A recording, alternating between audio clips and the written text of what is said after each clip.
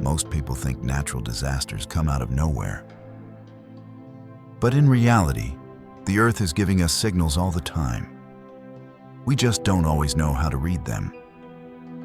In this video, I'm going to explain what's really happening beneath the surface of Yellowstone's caldera, why it matters, and what it means for people who live there.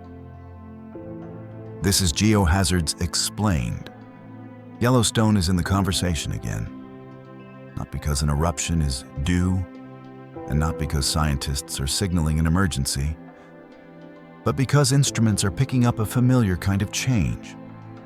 Small deformation, routine seismicity, and hydrothermal activity that's easy to misread if you only see a single headline. Today is a technical check-in.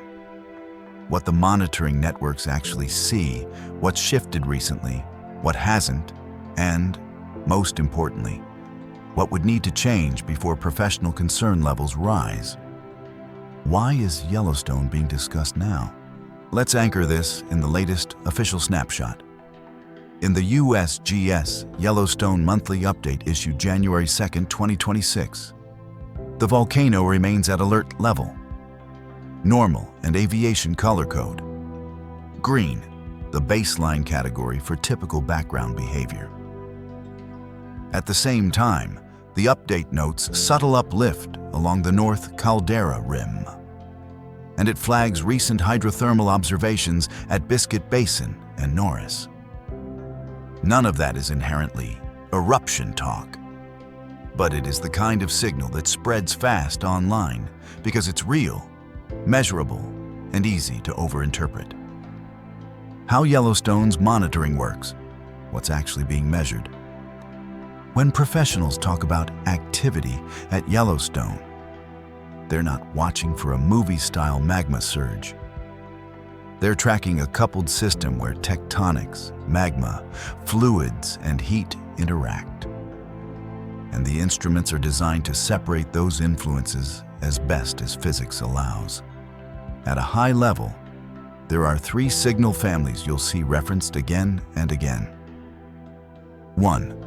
Seismicity, earthquakes, swarms, and sometimes non-earthquake vibrations. The Yellowstone Seismic Network streams data in real time for analysis, and it also records plenty of signals that are not earthquakes. Everything from traffic to floods to hydrothermal events. That matters, because classification is part of the science, not an afterthought. 2. Deformation, tiny changes in the shape of the ground, measured by continuous GPS, semi-permanent GPS, and INSAR satellite radar. These can show uplift or subsidence on the scale of centimeters, which is exactly the scale we're talking about right now. 3. Hydrothermal behavior. The geysers, hot springs, mud pots, and the plumbing that feeds them. Hydrothermal systems can change quickly because fluids move quickly. That can generate seismic signals, acoustic signals, temperature changes, and, rarely, explosive events. Seismicity. What changed, what didn't, and why it matters. We are starting with the cleanest number. 79 located earthquakes in December 2025. Largest magnitude 2.7, and no swarms identified during the month. That's straight from the USGS monthly update. Now put that into Yellowstone context. Yellowstone is naturally seismically active. YVO describes it as typically experiencing about 1,500 to 2,500 earthquakes per year, based on the last approximately 30 years of monitoring. And crucially, roughly half of Yellowstone earthquakes can occur in swarms, ranging from as few as 10 events to thousands over months. So scientifically, 79 earthquakes with a max magnitude 2.7, no swarms, reads as background to quiet, not escalation. What scientists look for in seismicity is the rate change, swarm behavior such as location and migration, and depth trends. Also, the emergence of tremor and long-period events. If there is one subtle signal doing most of the work in current Yellowstone discussion, it's deformation. Because you can't see it without instruments, but you can quantify it. The January 2nd, 2026 update describes uplift of about 2 to 3 centimeters centered on the North Caldera Rim, south of Norris Geyser Basin, detected by GPS and INSAR. It appears to have started around July, but was only recently distinguishable from seasonal signals.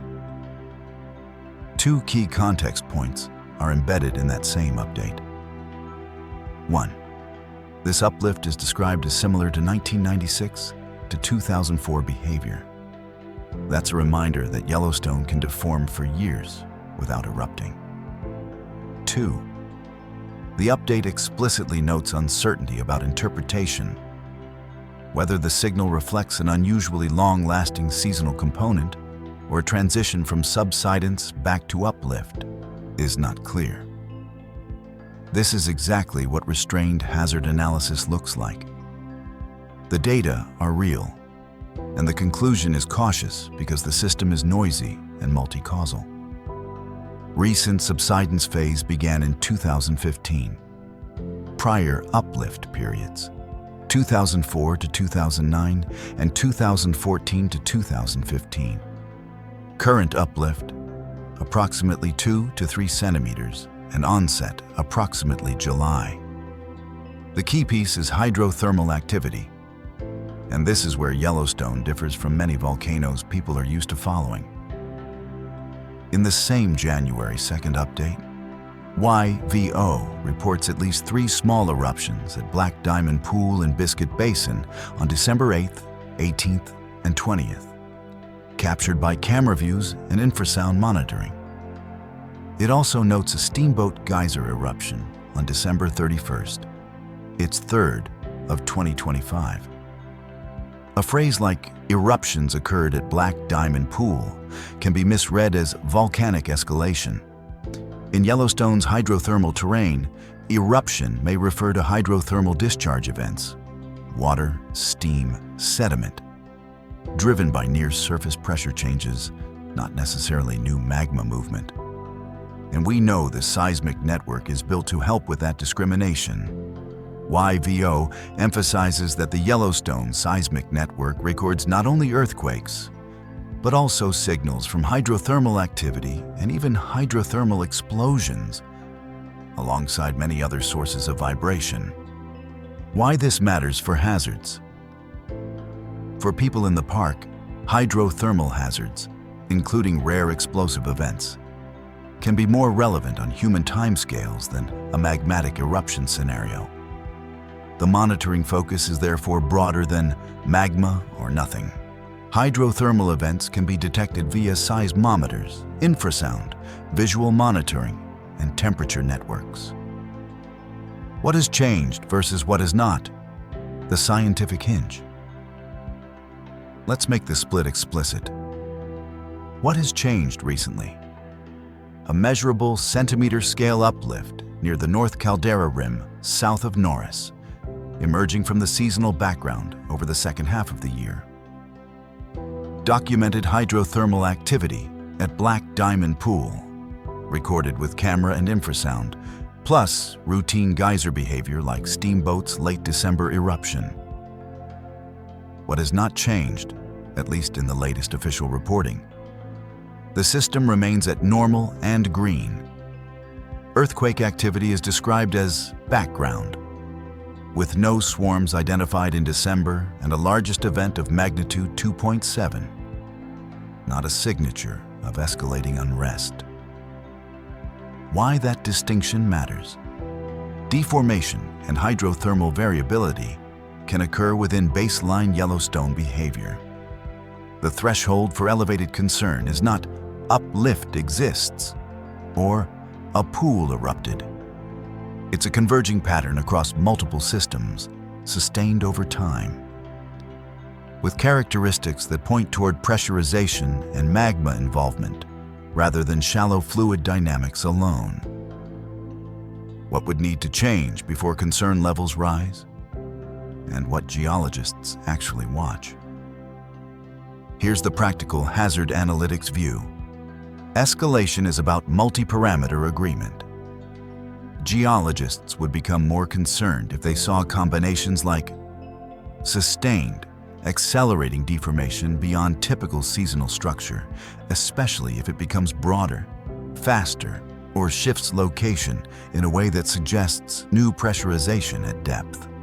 A shift from routine microseismicity into persistent swarm activity with signs of migration, changing depth distributions, or event types that are more consistent with magmatic processes.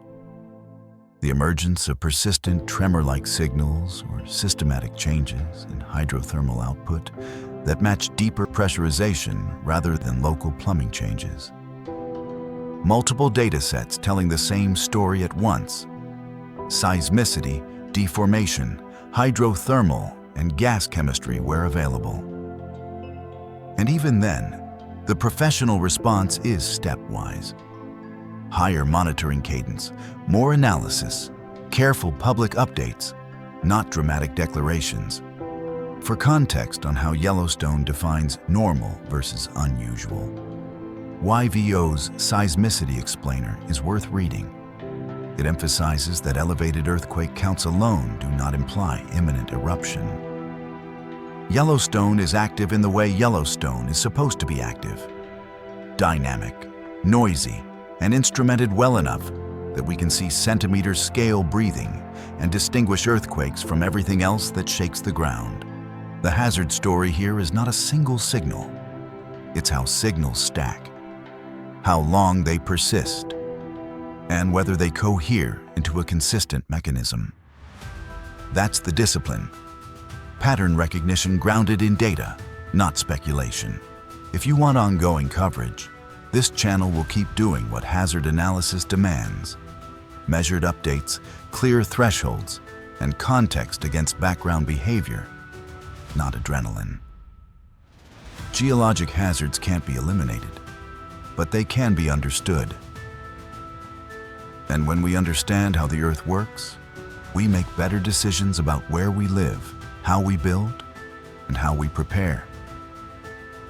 If this helped you see the ground beneath your feet a little differently, consider subscribing for clear, honest explanations of Earth's most powerful processes.